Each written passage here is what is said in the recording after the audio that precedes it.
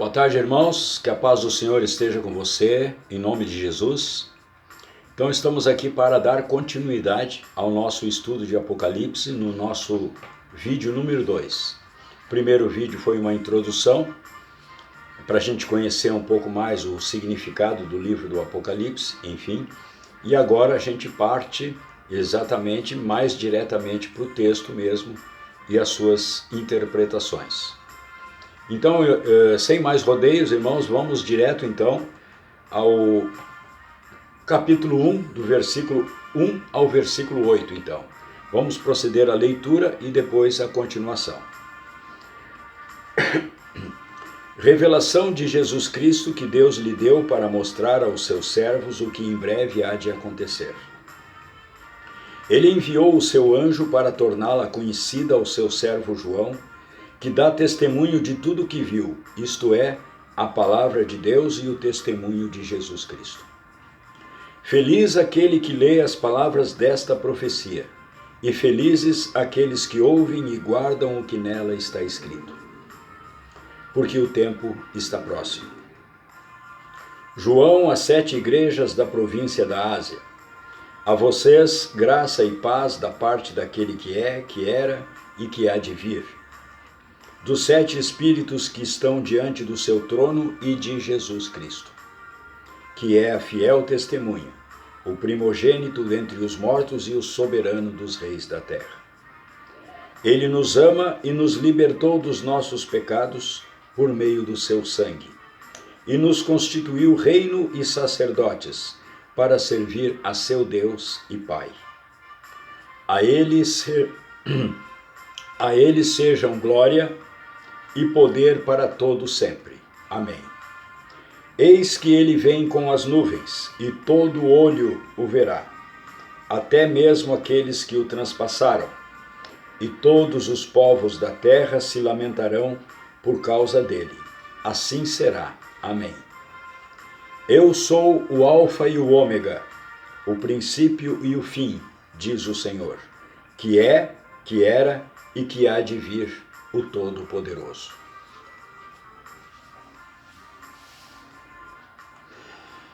Muito bem, irmãos. Então, o último livro da Bíblia, muitas vezes é chamado por alguns de Apocalipse de João. No entanto, não é esse o título que o autor lhe deu. Pelo contrário. Conforme o versículo 1, o livro chama-se Revelação de Jesus Cristo. Devemos lembrar disso claramente, que diz lá no versículo 1, Revelação de Jesus Cristo, que Deus lhe deu para mostrar aos seus servos o que em breve há de acontecer. Ele enviou o seu anjo para torná-la conhecida ao seu servo João. Então esse livro de Apocalipse, ele não está cheio de revelações em forma de comunicações que o Senhor vivo deu a João por intermédio de um anjo.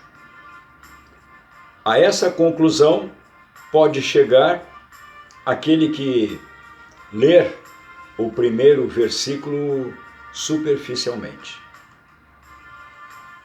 O livro do profeta Zacarias, por exemplo, é dessa forma, revelações.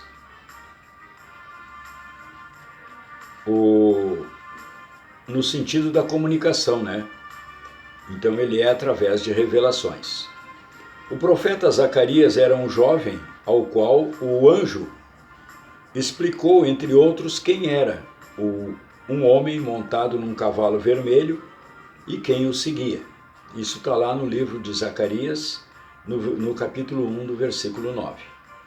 No Apocalipse, então, portanto, trata-se da manifestação gradual e progressiva do Senhor Jesus Cristo, no seu julgamento e no seu poder e glória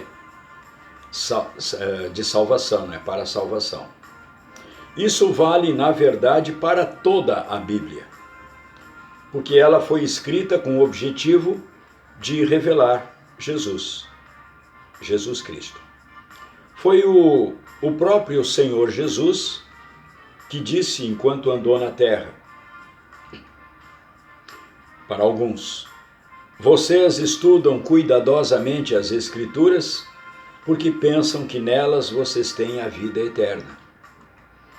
E são as Escrituras que testemunham a meu respeito. Ou seja, não é nas Escrituras antigas do Velho Testamento que estava a salvação, a vida eterna. É o Antigo Testamento, são as Escrituras que falam sobre ele, Jesus, que é a vida eterna. Se um filho de Deus nunca leu toda a Bíblia, então ele também nunca viu o Cristo todo. Em contraste com outros livros do Antigo e do Novo Testamento, onde vemos revelado o Salvador, o Filho de Deus, o Rei e o Senhor, o Apocalipse nos revela o Senhor que está voltando. E por isso ele é figuradamente a coroa da Sagrada Escritura, de toda a Sagrada Escritura. Ele nos mostra o Senhor que está voltando em sua realização, na realização do conselho de Deus.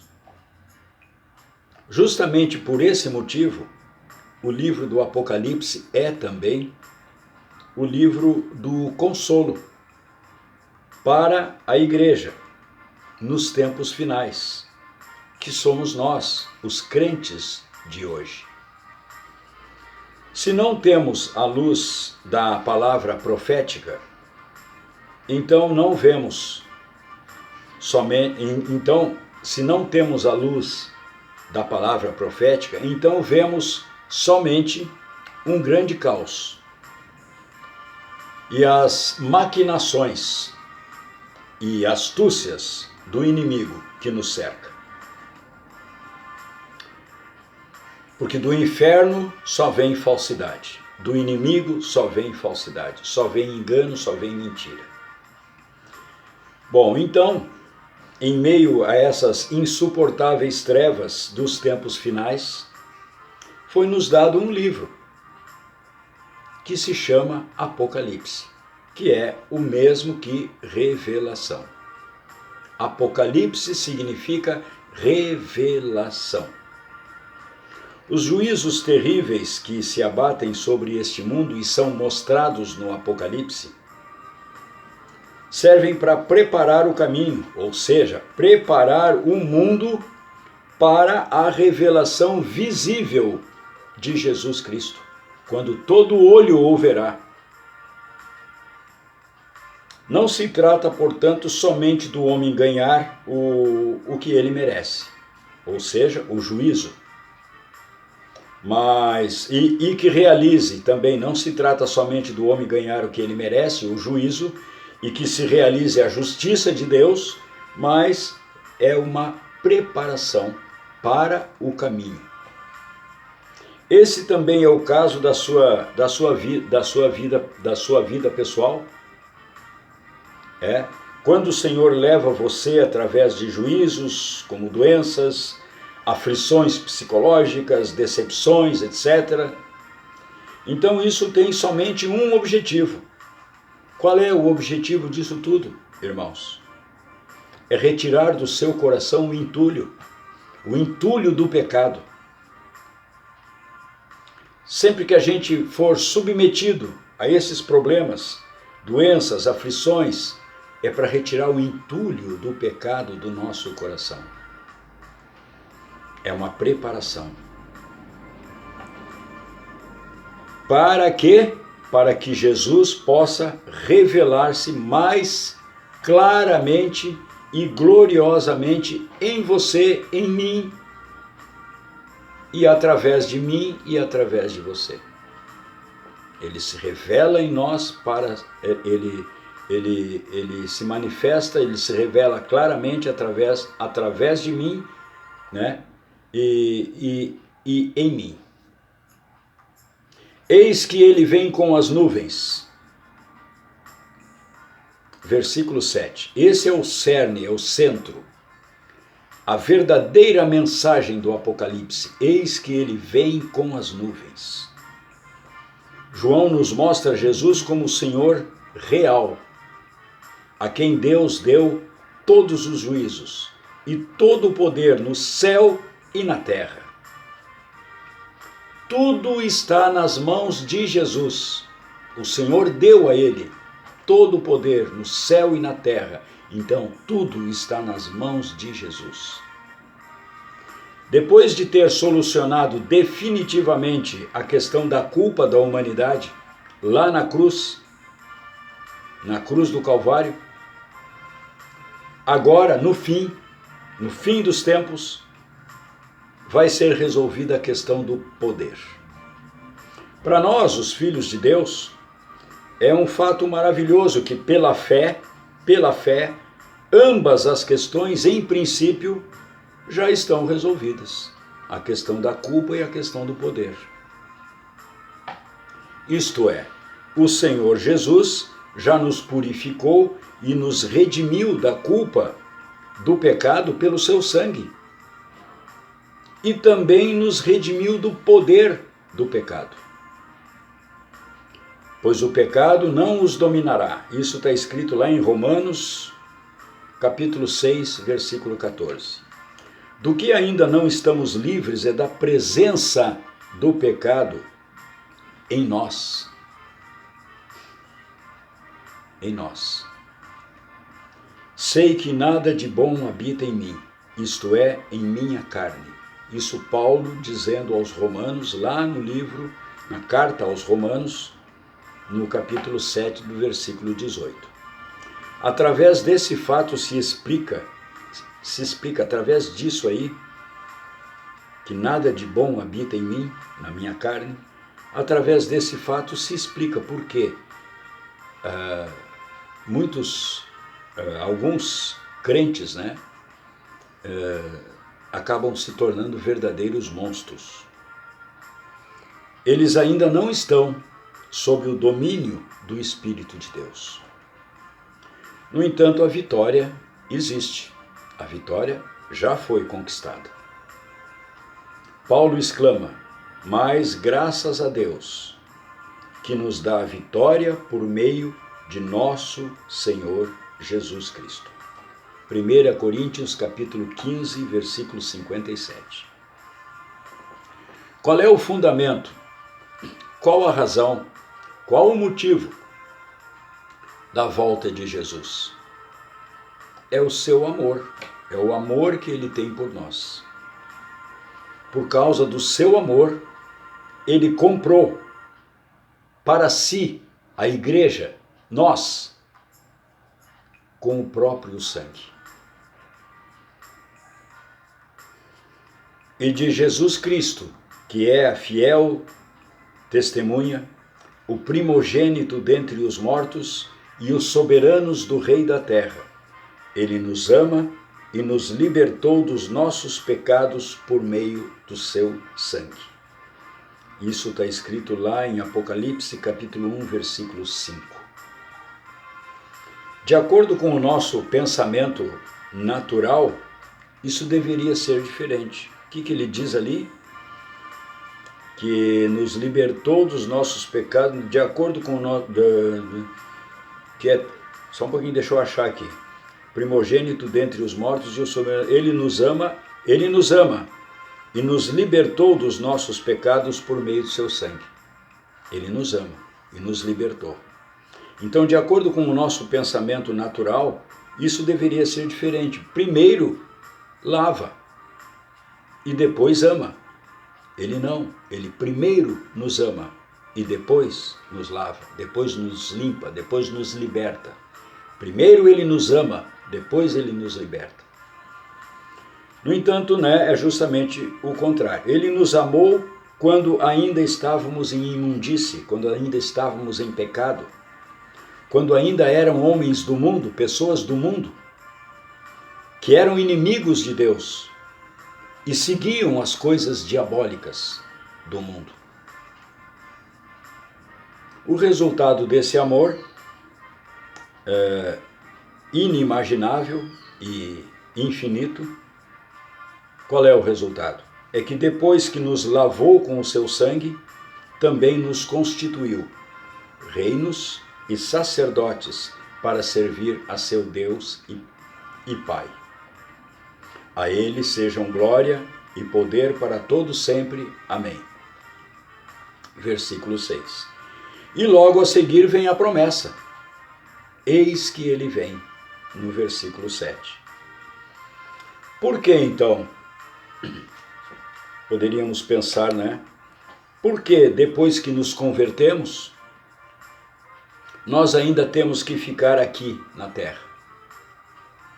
Não seria melhor ir logo para a glória? A profunda razão da nossa permanência, qual é a razão da nossa permanência aqui na terra? É que devemos tornar visível a vitória de Cristo até a sua revelação. Essa é a nossa tarefa temporária, tornar visível a vitória de Jesus até que Ele venha. Essa é a nossa tarefa temporária, até que a questão do poder seja solucionada por Ele mesmo, visivelmente, quando Ele vier. Por isso temos essa aparente contradição em Hebreus 2, capítulo 2, versículo 8. Tudo sujeitaste debaixo dos seus pés. Ao lhe sujeitar todas as coisas, nada deixou que não lhe estivesse sujeito. Agora, porém, ainda não vemos que todas as coisas lhe estejam sujeitas. Mas por que ainda não vemos que todas as coisas lhe estão sujeitas? Por que ainda não vemos? Porque ainda estamos na terra. No entanto, somos os portadores da vitória. Levamos o estandarte de Jesus. Nós levamos o estandarte de Jesus. Levantamos a bandeira de Jesus, a vitória de Jesus. Nós que temos que ser os portadores desse estandarte, da vitória de Jesus. Nesse meio tempo, entre a sua primeira e a sua segunda vinda, temos a responsabilidade de aplicar a vitória de Jesus. Que Paulo disse: graças, porém, a Deus que em Cristo Ele sempre nos conduz em triunfo e por meio de nós manifesta em todo lugar a fragrância, o perfume do seu conhecimento. 2 Coríntios, capítulo 2, versículo 14. Em outras palavras, irmãos, antes de revelar-se visivelmente, Ele se revela através de nós. Aqui Paulo utiliza uma figura da vida dos antigos gregos, lá da Grécia antiga. Os vencedores de torneios, as Olimpíadas da época, os vencedores eram conduzidos em triunfo pela arena, sob os aplausos retumbantes de milhares de espectadores. Eles eram, como diz Paulo, coroados com uma coroa corruptível. E ele continua dizendo que quem tem Jesus no coração é sempre conduzido em triunfo, manifestando assim a fragrância do seu conhecimento. Isso quer dizer o quê? A realidade, isso quer dizer que a realidade da vitória de Jesus é espalhada em todos os lugares. Através de quem? Deve ser através de nós. Qual é a situação dessa questão no seu local de trabalho? Qual é a questão dessa situação na sua família, na sua vizinhança, na sua profissão, no desempenho da sua profissão, né? Pode ser uma função elevada ou uma função humilde, isso não vem ao caso. Interessa somente ser conduzido em triunfo e que em todo lugar que você entrar, que eu entrar em contato com pessoas, a gente possa manifestar a fragrância do conhecimento dele. Paulo fala também da sua experiência pessoal, quando lhe agradou revelar a seu filho, o seu filho em mim. Lá em Gálatas, capítulo 1, versículo 15 e 16. Contudo, pessoal, meus irmãos amados, não está mais longe o tempo em que o Senhor se revelará pessoalmente. E isso diante dos olhos de todo o mundo. Eis que ele vem, e todo olho o verá. Versículo 7. Essa revelação do Senhor Jesus acontecerá em rápida sequência. Rápido. Está escrito, por exemplo, no capítulo 1, versículo 1, o que em breve irá acontecer, ou o que em breve há de acontecer. Ou no capítulo 3, versículo 11, venho em breve. No último capítulo da Bíblia, em Apocalipse 22, isso é dito até 4 vezes, para mostrar aos seus servos as coisas que em breve hão de acontecer, no versículo 6. Eis que venho em breve, no versículo 7. Eis que venho em breve, no versículo 12. E sim, venho em breve, no versículo 20 do livro de Apocalipse. É esclarecedor que a palavra grega, que na maioria das traduções é reproduzida como em breve e sem demora, significa duas coisas. Primeira coisa, do ponto de vista do plano de salvação, ele vem em breve. Pois 1000 anos são para o Senhor como um dia, e um dia como 1000 anos. Ele agora então já está há 2 dias, porque ele falou isso há 2000 anos atrás, e 1000 anos é como um dia. Então ele já está há 2 dias. Lá, naquela época, ele estava há 2 dias longe. Portanto, virá em breve. Além disso, ela significa também que a revelação do Senhor Jesus Cristo será repentina. Portanto, sem interrupção. Quando o tempo do fim começar, e ele já começou. O tempo do fim já começou. Entre os diversos acontecimentos dos tempos finais, não há mais longos períodos de desenvolvimentos silenciosos. É o que vemos com os nossos próprios olhos. Vivemos agora no período do qual a Escritura diz que foi tirada a paz da terra. Dessa rápida sequência da sua volta, o Senhor já falou através do profeta Isaías. Eu sou o Senhor, na hora certa farei que isso aconteça depressa. Isaías capítulo 60, versículo 22. Em Romanos 9, 28 está escrito: pois o Senhor executará na terra a sua sentença, rápida e definitivamente. O mundo não tem mais intervalo para descanso. Não tem mais intervalo para descanso. É como se os acontecimentos no Oriente Médio, no mundo, se acelerassem cada vez mais. Um acontecimento lá no Líbano, essa semana, também marcante, profético. Então o mundo não tem mais intervalo para descanso. Ou seja, tudo vai começar a acontecer, vai continuar acontecendo rapidamente, conforme a palavra. O Senhor executará na terra a sua sentença, rápida e definitivamente. Ficamos por aqui hoje, irmãos, no nosso segundo vídeo. Já estamos com 25 minutos, então para não ficar muito enfadonho, muito cansativo, continuaremos a partir daqui no nosso terceiro vídeo. Que Deus os abençoe e fiquem na paz de Jesus. Amém.